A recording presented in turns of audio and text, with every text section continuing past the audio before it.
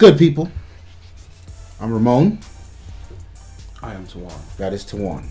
I sure am. You see us.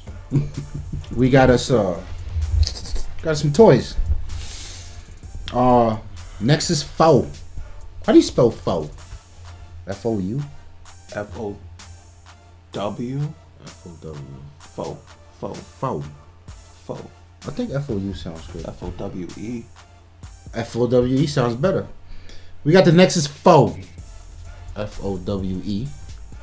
I think we've been like under a few rocks lately. Yeah. This phone, the allure of this phone just eluded me completely. I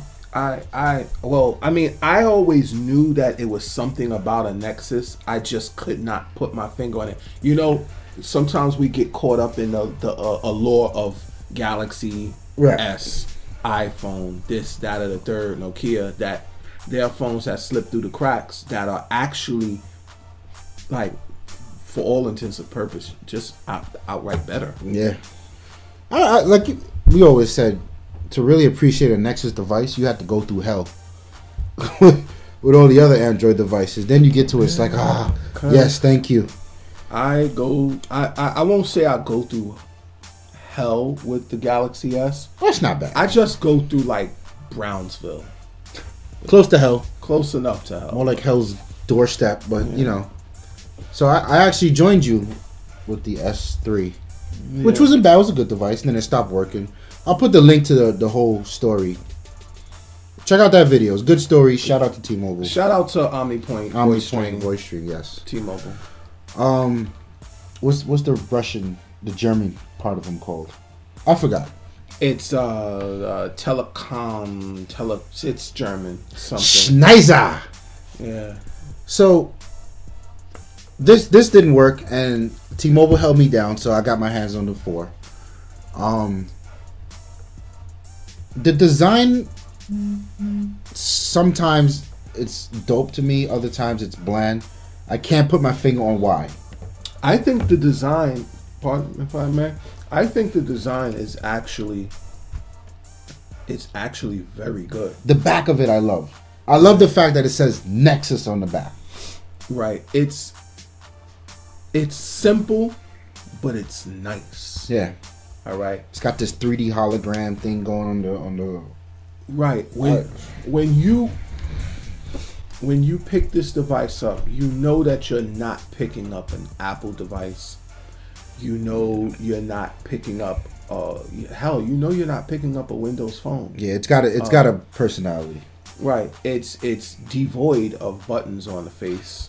It's devoid of captive buttons on the face. And you see the notification buttons? You Right. see it blink? Yeah. The notification light is actually on the bottom. Right. That's dope. Right. You know what I think it is? It feels premium in the hand, but if you're just looking at it, it's like... Right. We're so caught up. We become so caught up in the current hype that phones like this, they miss the mark only because of the consumer, not necessarily because the company failed to do their job. It's brilliant. LG actually made this one. Right. So one of the things that I didn't even know, one of the things about this phone is Google sells this thing for $350. Outright contractless. Right. And this is why this thing can't stay in stock.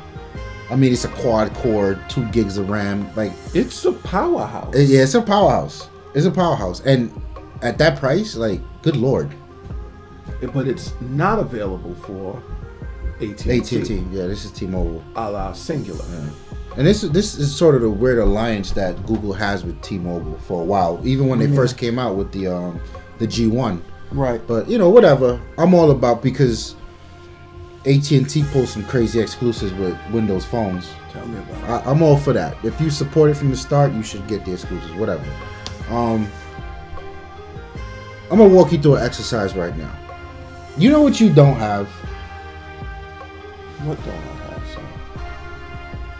You know that I know that you know that I know that you don't have Android 4.2.1. He's gonna rub it in my face now. You know why he doesn't have? You know why he knows that I know that he knows that I know that he doesn't have Android 4.2.1? Because he's got one of those. I have a Galaxy S. And Samsung probably somewhere is cooking up a ROM with it. But we'll never see it till next year because AT&T decides they want to touch the ROM too. When you get a Nexus device, this is what makes Nexus device special. You avoid that entire scenario. So from the time Google's done with it, there's an update on your Nexus 1 device or Nexus X or... I'm going to put his device down now. Nexus 4. He's hating. So I've got some minuscule feature I don't care about that he really wants on this thing. What do you want me to do? What do you want me to do, son? What do you want me to do? Man, he gets things and just showboats. I don't showboat. Very humble. Right. With 4.2.1. So, very unsuspecting device. Complements my Lumia nice. I like it. I could rock out with it. I think it'll hold me down for another 8 months or so. I want that Xperia. But good job on the Nexus.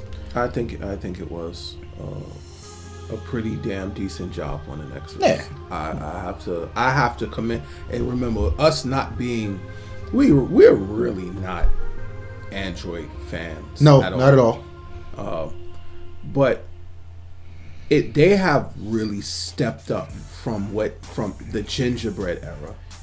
Good Lord. To a step that was more than incremental with ICS, and such a smoothed out, free flowing ICS with Jelly Bean. With Jelly Bean, yeah. Everybody's in trouble right now. Yeah. Windows Phone's in trouble. iPhone got stomped out. Yeah. Android is really earning Jelly Bean. And what's the next one coming out? In the summertime is scheduled. Is it like something with a God damn it, it's on the tip of my tongue. We're gonna get this before this episode is over. Yeah, yeah. It's gonna bother me now. It's on the tip of my tongue. It really is, because it's just screwing with me right now. But so that's what they're doing. How do you make an OS clean, sweet, good to use better? Like this is where Apple fails. You know, this is where Windows is aspiring. Failed. Yeah, they're aspiring to get to that point. All right. If you're going to make something better, you have to make it better. And they're doing that with Jelly Bean. Yeah. So, next piece of tech. Damn, the Lumia looks thick as shit next. These things. Yes, it does. The next piece is the Surface Pro. Man, I'm tired of fighting with people over this thing. People are like annoying me about this thing. They're emailing me, they're texting me like, stop. Key lime pie. Oh, is that what it is? Yeah. I thought it was like wafer sandwich or some shit. No, it's key lime pie. Huh. Key lime pie. Call me when there's lasagna. There's been some controversy going on with the Surface Pro. Now, you guys know me. I stood on that line, release date, got my Surface like a groupie. No shame at all. You picked me up. I did. Like a groupie with a friend with an expensive vehicle, and we skated on down to FDR with one of these. But this is the RT. Right. This is the slimmer version, the lighter version, the ARM processor version. The Pro is the full-on Windows 8 version. Slightly thicker. Slightly thicker. Half a pound heavier. Half a pound. Half a pound. 2.5 pounds it weighs in as. Okay. Not bad. Not terrible. Not terrible. Not bad. Now, it's got some caveats to it. One, it's listed at 4-hour battery life. Now let's not be a bag of jackasses here. Something this thin with a full-blown OS on it, exactly how long did you think the battery life was going to last?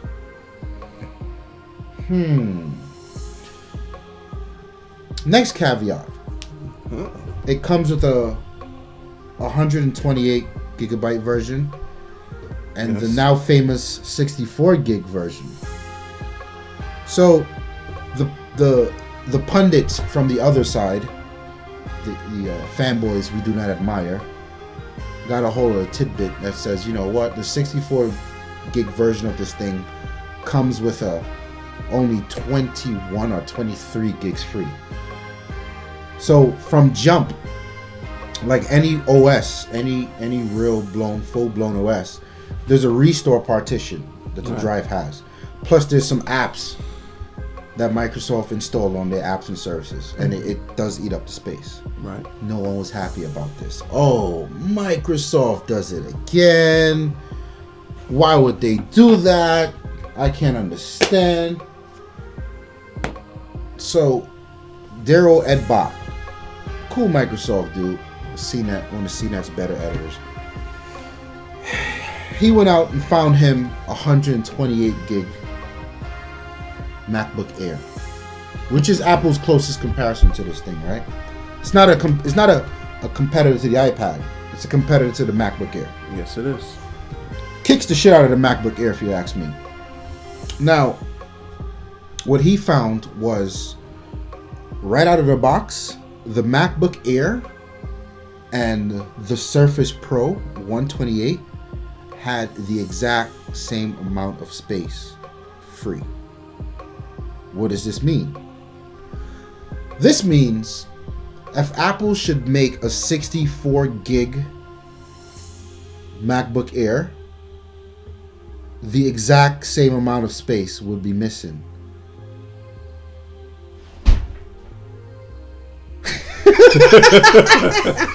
You guys may not have heard that, but that was something in the other room falling.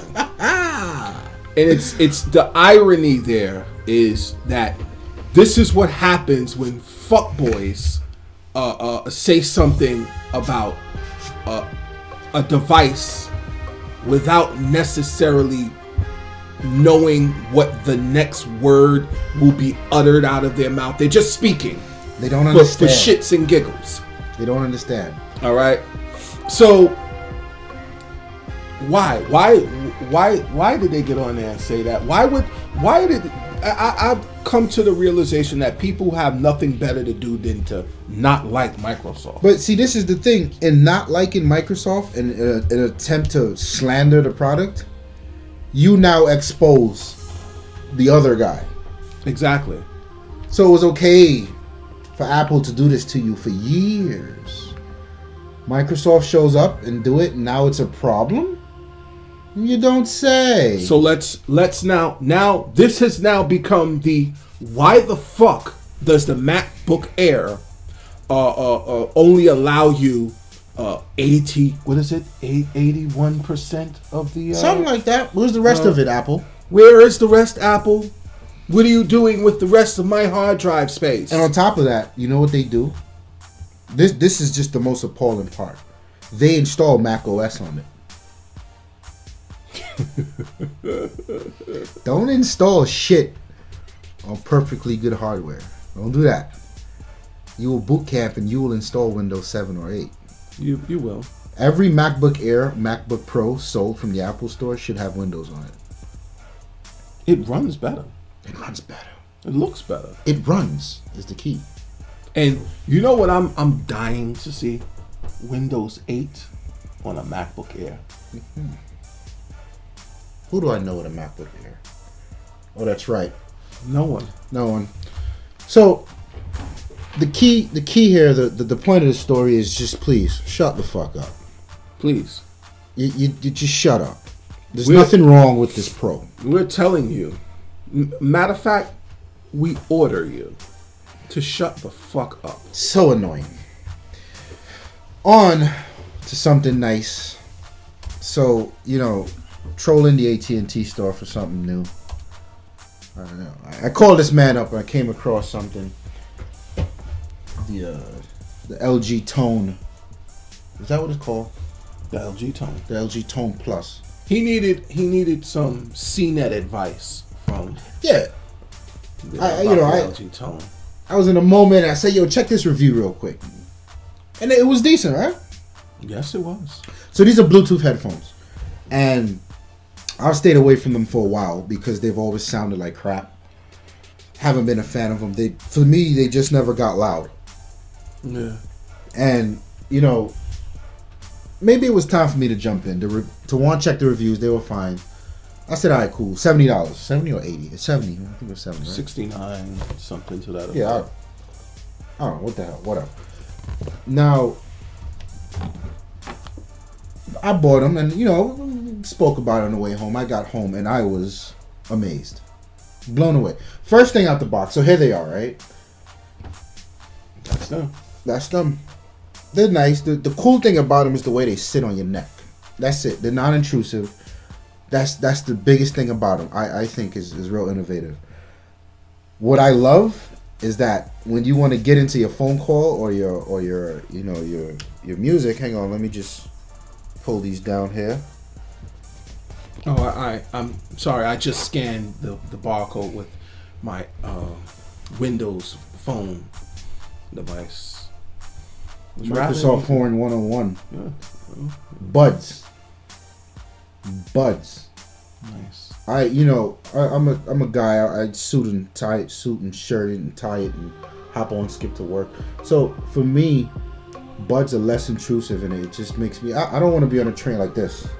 Yeah. You know what I mean? Like I like buds, and the problem with buds is it's hard to find good sounding buds.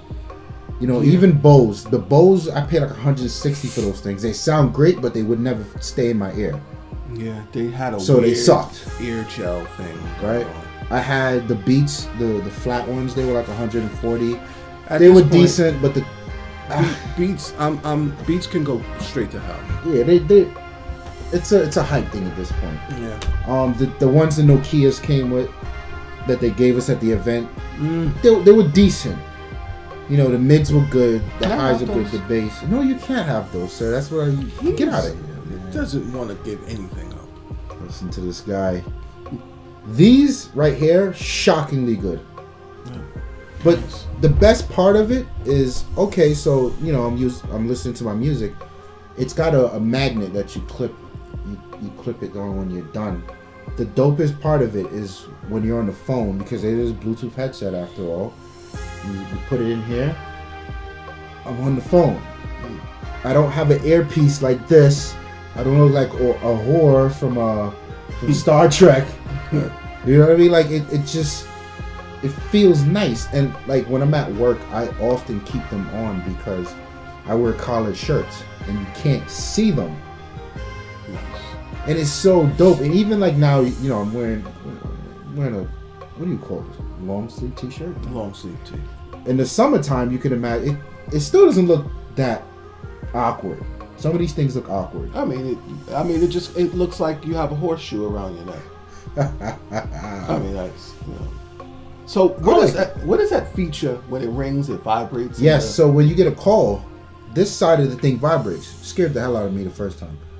I don't read instructions, so I know how to vibrate. Like, what the? We don't do that. Like, that's how good it is because I forgot that I had it on most of the time. And the thing vibrates. I'm like, wow. So on top of the sound is really good. The call quality, the mic for the call is right here. Did you hear like a lot of environmental noise or? No, it was decent. It was pretty decent. It's comfortable. I got no beef with it. $70. Goodbye.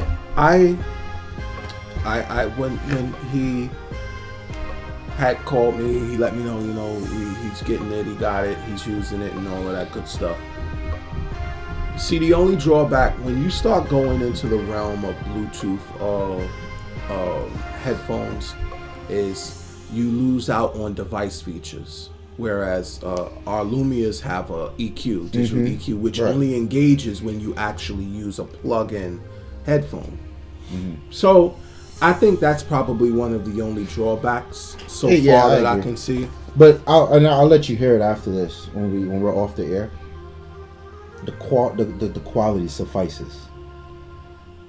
like when you get up to about the volume max is at 30, about 29, 30, I wish you could turn the bass down. The highs and the mids was still consistent, but the bass just a little distorted. But my workaround for that was because the volume on the phone all the way to 30 and the actual volume here are different.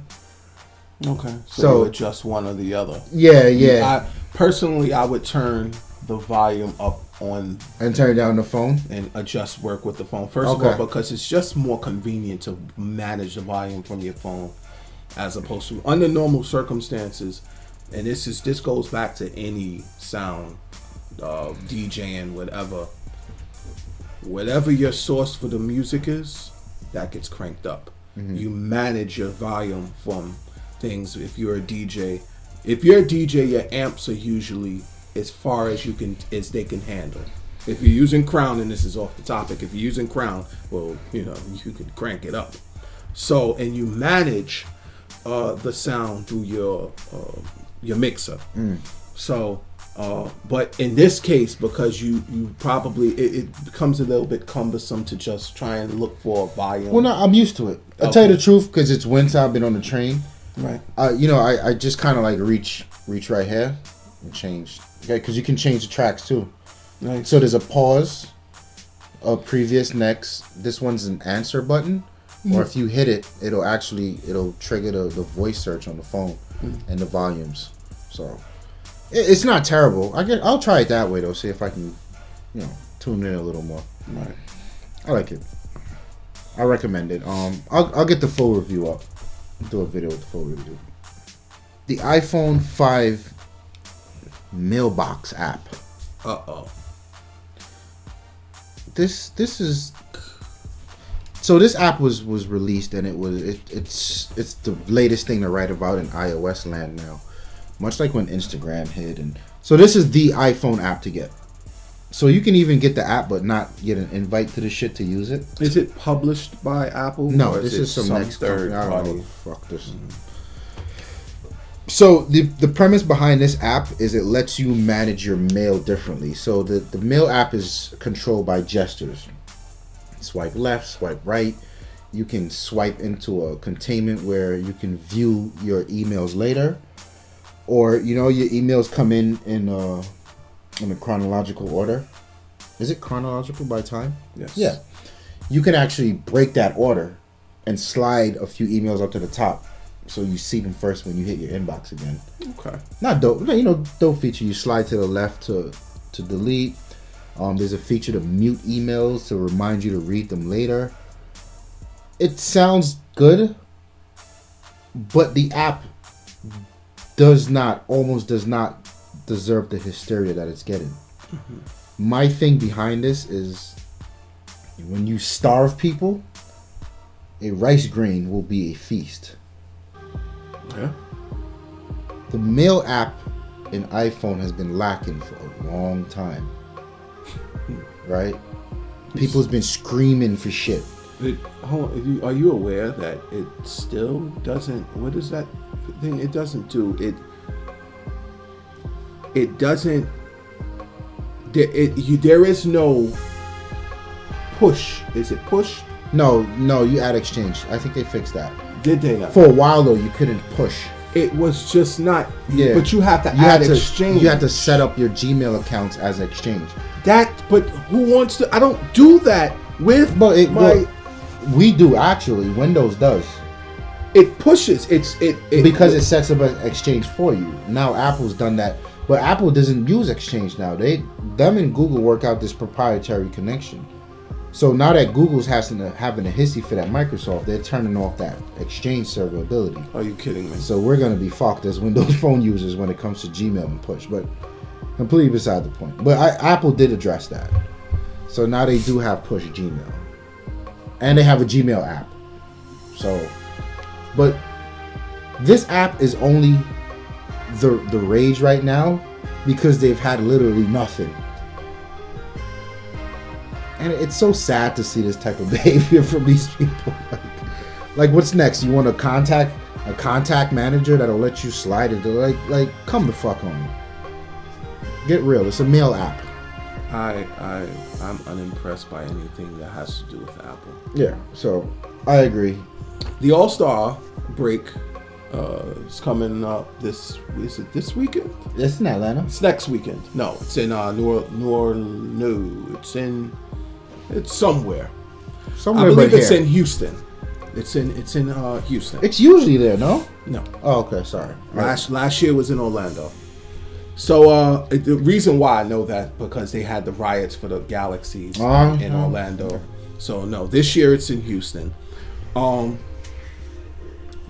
I'll probably be pushing a few picks, whatever I can get off of the All-Star Weekend games.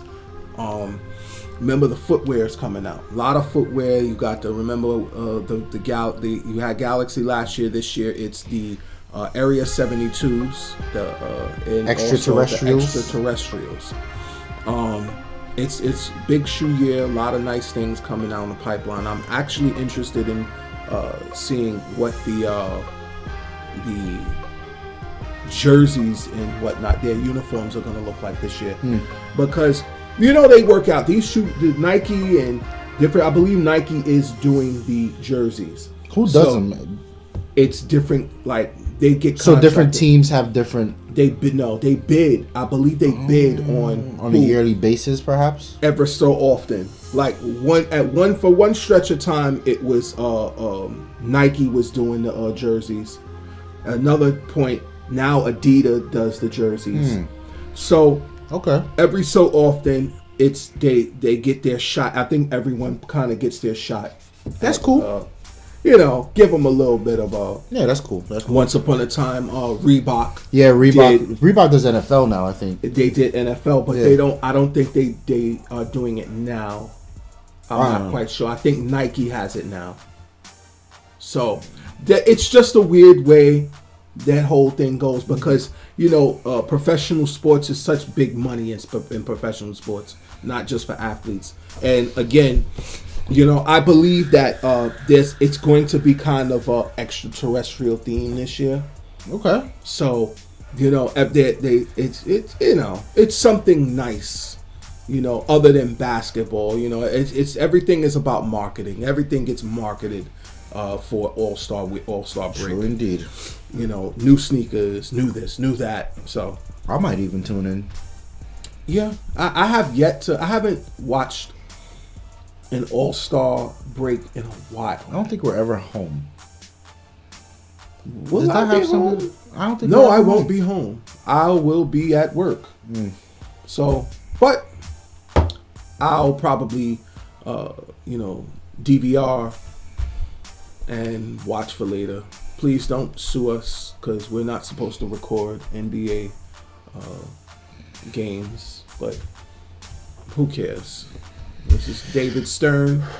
What is the man's name? Is it David Stern or the commissioner for NBA? I don't know these people. I don't know. Whatever his name. I know Bill Gates. And Steve Jobs dead. Yeah. Eric Smith is cashing in half of his stock options for $2.5 billion. Yes, that's Google's. That's Google shit. I know those people. I don't know about the other. And then you have Tim Cook. I know Jordan. Jordan counts too? Michael Jordan is up there.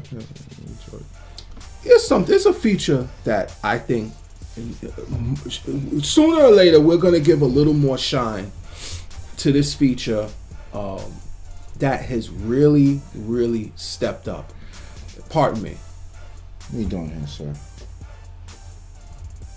Well, my volume is off, so I will restore it and let you guys see what I'm talking about.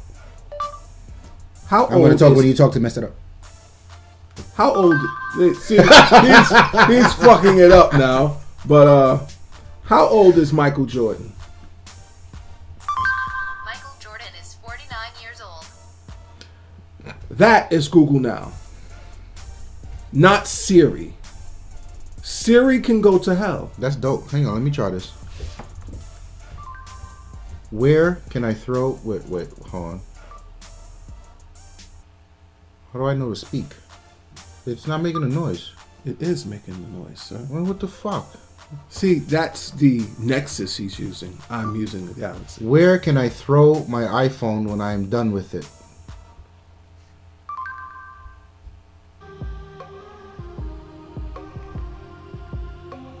I'm out of here, man. Fuck this shit. No, It didn't work. it doesn't work for him. But You tried that at home before, didn't you? yes, I did. Yes, I did. Here's another one I've tried. How old is Barack Obama? How old is Barack Obama? Barack Obama is 51 years old. Is he? Yes, he is. We can't trust Google. Where did they pull that from? Is that Wiki? You can't trust Google. Oh, it's theunion.com. It pulls its information from, Whatever, man. along with a few others. The only .com you need to know is lifestylesdefined.com. That's right. Check us out. Like us. We'll like be the there. Video. Leave some comments. Facebook, Twitter, Google Plus. We are everywhere. And Barack Obama is 51 years old. As of August 4th. August 4th? August 4th is his birthday. That sucks. That means he had to go back to school He's a Leo. right by his birthday. Yeah, That's why he's the president. He's smarter than us. he is. Fuck that. Peace.